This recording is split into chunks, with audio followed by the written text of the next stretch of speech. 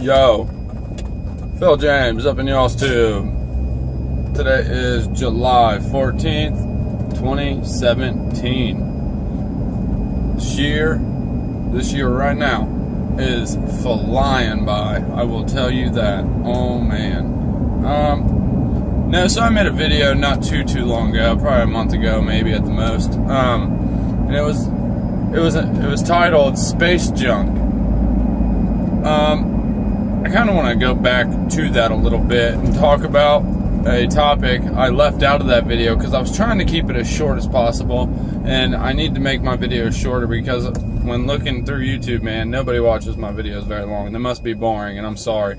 I just can't edit videos yet because I don't have good software, and I never got any tips on the video asking for some good software. So once again, if anybody has any recommendations, throw it in that comment section right down there.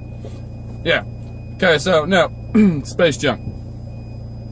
In that video, I talked about how, stated by scientists and astronomers, there's 22,000 separate objects, whether they are stones, rocks, ice crystals, or man-made satellites, working or not working, doesn't matter. But there's 22,000 separate objects that orbit this planet all the time that we have to calculate so-called rocket launches and space travel around because they're there. So we have to, figure out where it's going to be at this time and if we have a clear path, supposedly.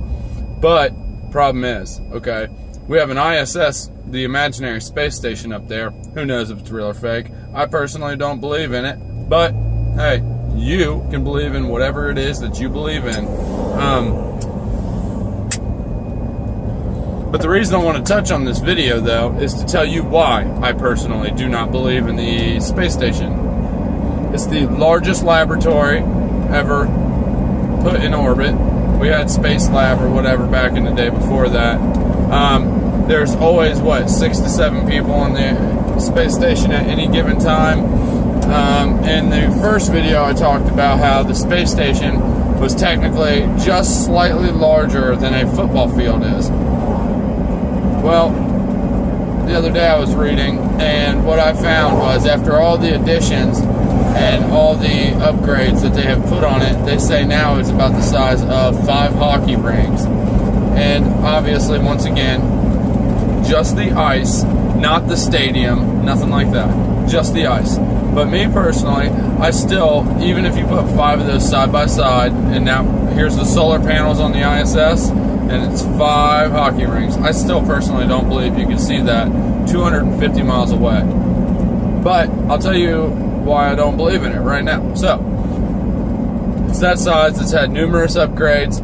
This thing is so big, apparently, that when it was launched, obviously they're going to have to launch it in pieces and assemble it in space, in orbit, moving at, whatever it may be, 10 times the speed of a bullet, because that's what they claim a lot of stuff is orbiting at.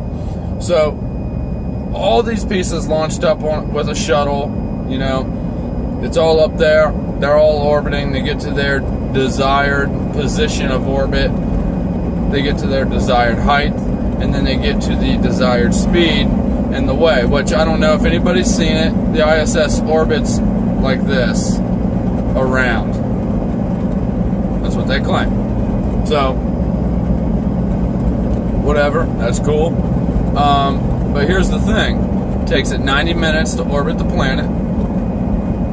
The reason I don't believe, though, I already threw it out there once. It's the simple fact that they didn't launch the thing as a whole because it was too big. So they constructed the entire ISS in orbit. So let's think about what that would consist of, shall we? First and foremost, all the separate pieces get launched up with that shuttle and let out. And somebody's got to be out there doing a spacewalk to connect all the pieces. Somebody's got to do it. So not only do they have to connect and then bolt the station itself together, but there has to be some sort of seal in between every piece. And they have to build this whole thing like that, right? Seals, and then maybe even some coating to go over it. I mean, we gotta remember that this station, being 250 miles away from the surface, orbiting at one revolution around the planet every 90 minutes, that means it's bound to get hit by space dust, ice, and rocks, whatever other junk. 22,000 things floating around, yeah, it's bound to get hit by something, at least here and there, right? Also, we have to think about the sun and the harmful UV and all the other radiation it puts out. So I would assume there would have to be some form of coating on this thing, along with all the seals at all the joints where this station meets up. So, second, though, what else I want to say? Now, for them to construct this in space, that means all the pieces would be empty, hollow, no instruments really installed yet, nothing too crazy at least. They might have like certain things on certain pieces, you know, but nothing too crazy, because they would have to run wiring, they'd have to run everything. Okay, let's think about it. Let's say they got the whole shell of this station built. Whole shell's built.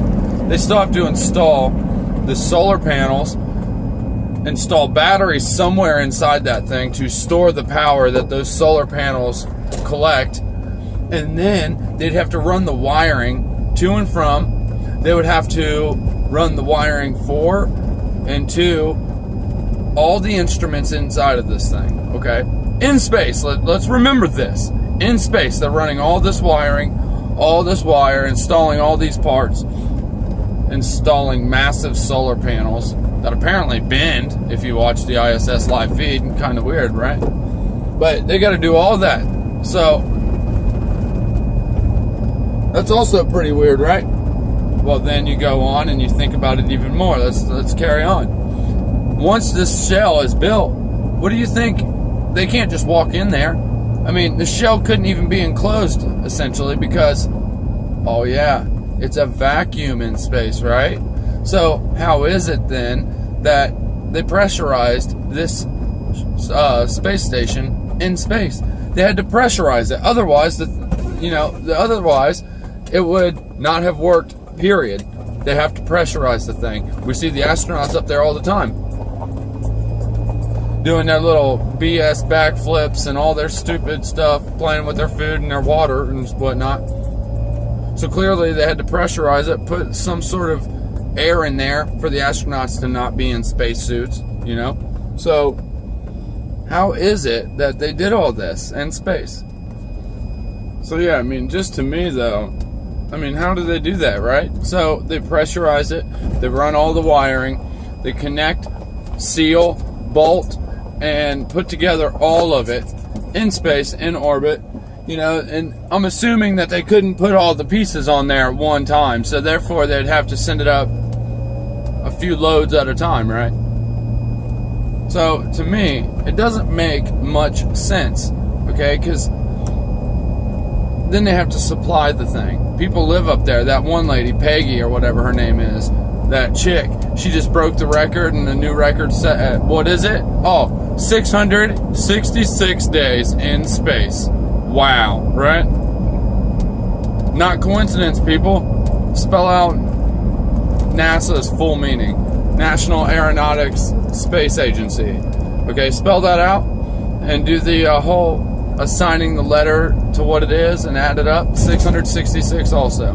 Once again, not coincidence. Look at the tilt of the Earth. What is it? Does anybody know? Well, allow me to tell you. So the tilt of the Earth is the 23.4 degree tilt, right? So if this is 23.4 degree out of a 90 degree angle, what's this part? 66.6 degrees. Wow. Once again, coincidence? I think not. Okay, so back to the space station, the imaginary space station. So we carry on, we think about the assembling of it. The best part, in my personal opinion, about this whole entire thing, the absolute best thing, would be the simple fact that even though astronauts still had head cams at that time, you know, we had cameras, we had all kinds of ways to take video, there is no video of them assembling such a grand, fantastic space station. I mean, this, you would think that this, on the scale of like human achievements, the space station would be right up there, right below the moon landings, right? No documentation or no documentaries ever made about it. Nothing, you know, no videos made, no videos recorded that we know of. You don't see them assembling it. You don't see how they pressurized it. You don't see any of that, nor will you. So how in the hell did they do that without showing any of it to anybody? I mean, that is such a great achievement, and they don't show it? What? How does that make sense? That's something NASA employees would want to show their grandkids, and then their great-grandkids, and then pass it down. Like, I was a part of that project. Isn't that amazing? Like, yeah, thanks, Grandpa, you're awesome. Like, no, that didn't happen. So, once again, I mean, that alone is like major red flag blowing in the wind for me right there. I mean, majorly red flag. Alright, so then if you go on to even get into it even more, they have to supply this thing with food. These people live up here for hundreds of days at a time.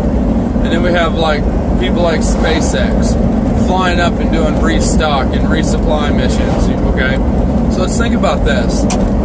Elon Musk, you know, the modern day wannabe Tony Stark jackass. You know what? On a little side note, I do believe he's the guy that like invented or owns Tesla Motor Company, right? Like the cars. I watched this interview and he was talking about how much he idolizes Edison. What the? What? You're gonna have a car company named Tesla and then talk about you idolizing Edison? Really? Congratulations for being a jackass. We still use like what, 80 patents that Tesla had patented? We still use 80 of his inventions that he had patented. I mean, everything was Tesla. He's incredible. He technically is the man who started and invented a version of HAARP, the High Frequency Active Auroral Research Program. That was essentially Tesla. But anyways, back to it. SpaceX, they want us to believe that they're launching these rockets up to the space station or doing whatever, letting their satellites out in orbit, and then bringing these rockets back down onto a drone ship in the middle of the ocean. I've been watching these live feeds from SpaceX. I'm blown away by it. Just for them to even show this and think that people should believe it. If I was Elon Musk and I watched these so-called live feeds, I'd be like, dude, you gotta change that. Ain't nobody gonna believe that shit. But that's why, you know, I'm not Elon Musk, because, you know, I'd call this bullshit out from the start. But point is, they launched these rockets up the Dragon, or whatever the hell the thing's called, Dragon whatever number, or God knows what. Launched this thing up. First of all, they put GoPros on it facing the thrusters. Like, who the hell wants to see the fire coming out of the back? If a rocket is going to space, wouldn't you assume that everybody, all humanity, would like to see it travel to space and see that barrier between the Earth and space? Like, alright, it's still in the atmosphere, space. Like, everybody would want to see that. You would think that anybody would want to be looking forward the direction of a rocket, like the way it's going. No, they don't give us that. They point the camera the opposite direction, and we watch the ass end of the rocket shooting flames out of it. And they tell you, oh, yep, we got it up there, it's good, and then you got all the people in the background. Yeah! Woo! Really? So then, it's an unmanned rocket, by the way. They let this satellite go, whatever, or restock the ISS, you know, whatever they're doing at the time. and they bring this rocket back down to the drone ship, and the rocket lands right side up on that drone ship. They land it like that. Ha! I think not, dude. That is the biggest load of shit I've ever heard and watched. And it's funny because the last SpaceX live stream or whatever I watched,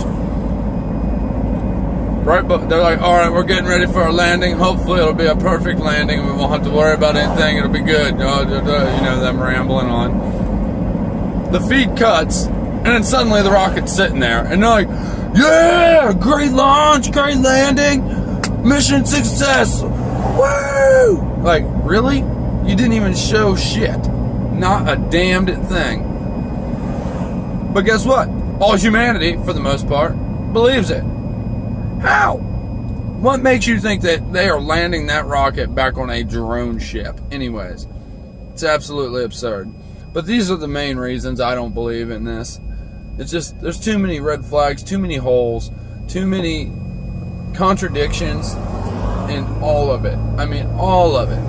But, hey, that's all I really want to talk about. You just want to throw it out there. I'll have some more videos out here soon, and hopefully some good software. Like I said, though, before, if any of you guys have any recommendations for good editing software, I would greatly appreciate anybody to throw down any of their recommendations or any of their ideas or whatever they've used. Anything, I'd appreciate it greatly. Throw it down in the comments. And hey, if you liked it or you agree, disagree, throw it in the comments. Give me a like or a dislike. I appreciate it. Thank you guys. Peace.